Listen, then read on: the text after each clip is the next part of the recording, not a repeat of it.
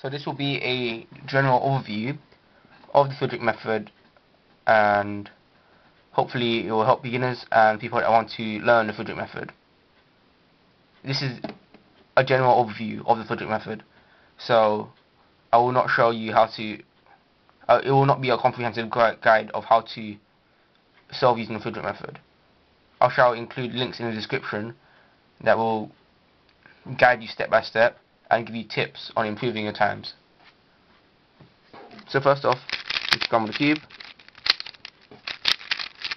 The Fridrich method consists of 4 steps: the cross, F2L, OL, and finally POL.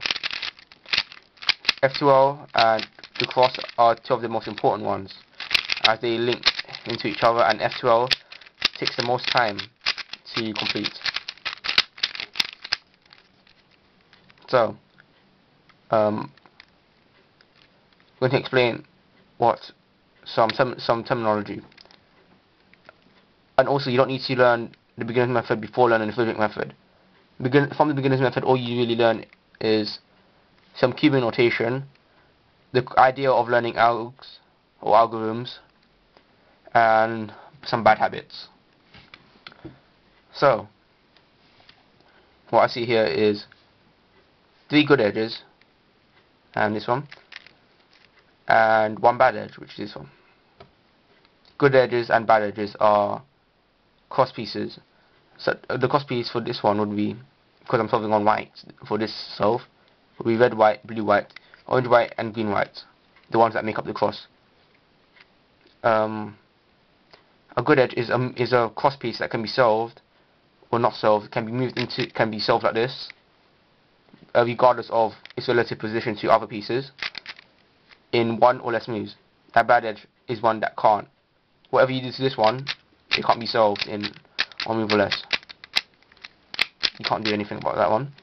So what you can do about bad edges is, while solving good edges, set up the bad edge to become a good edge. Like, for example, this exact position. So I can solve this, so they are relative to each other, relatively correct. And then what I can do is bring this one down, and as I solve it, bring that one down, that solves that, and then I can do a D, solve that, and that solves the cross.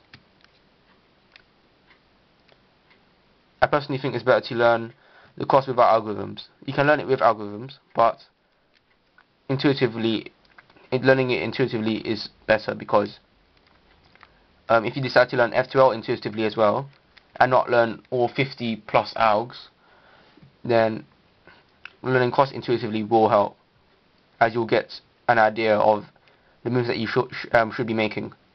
If you do get stuck, like I did, you could always learn the 2 algorithms to solve the cross, to give you an idea of what moves you should be making.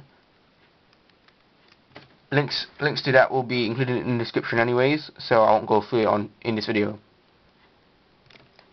Next step is F2L, which stands for first 2 layers. So we'll be solving all of this, all of this, all of this, and all of this.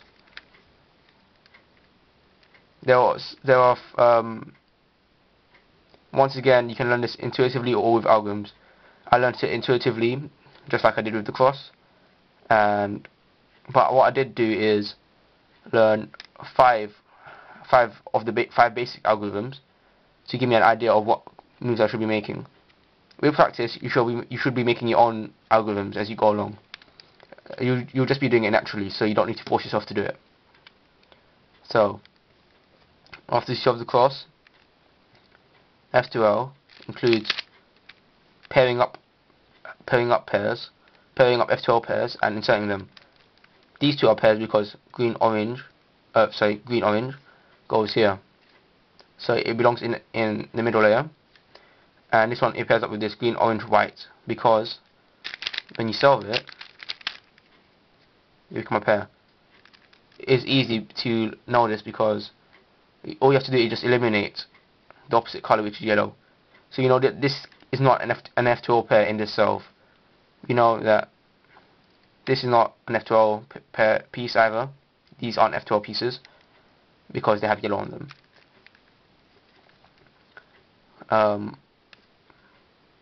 Yeah, so just ignore all pieces that have yellow on them. And then for this one, these two pair up, but they need to be separated before they can be paired up, because this one is permuted incorrectly. So we separate them, just like that, pair them up correctly, and insert them. This one can be paired up as well. Sorry, when I said permuted, I meant orientated. Or, yeah, orientated was a better word. Another one, these two belong to each other. Solve it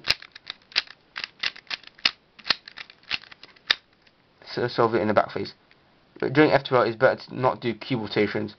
So if you can solve with your left hand, if you can insert a piece with your left hand, then it's best to do so.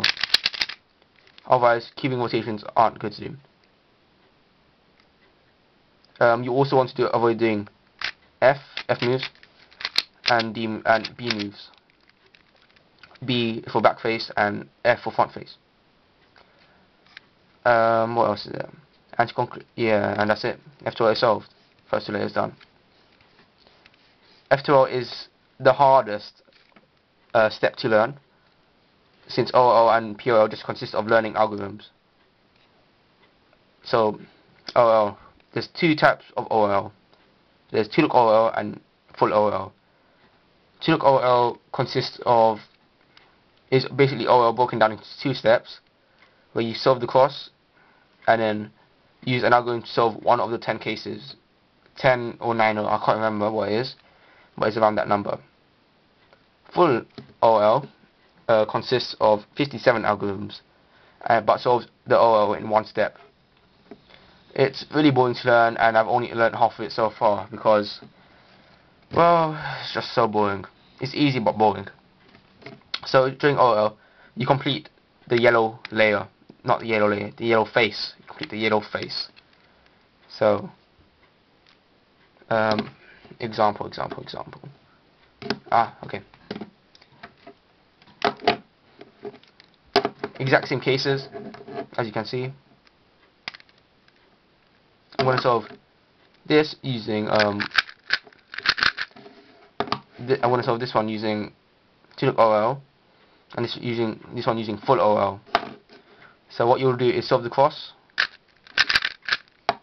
like that, and then solve the remaining case. Solve the OL. This one you'll just solve it in one move, or in one algorithm, just like that. Much quicker, but well, not much quicker. It depends on what your times are. So, but it's quicker, but it takes longer to learn. So for POL, give me a second to set up the case.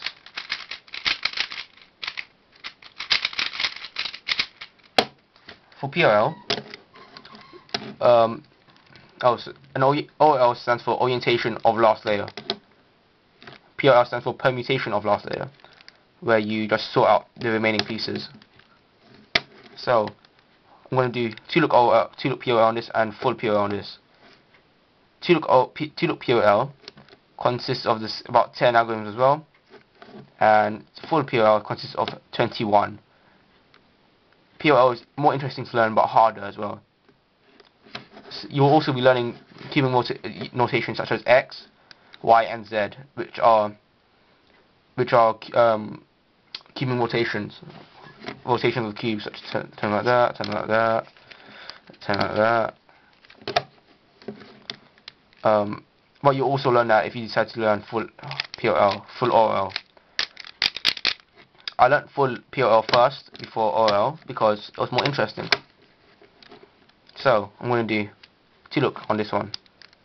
So 2-look would be like that, and then you solve the remaining case. Done. That was alright, but that was full. That was 2-look.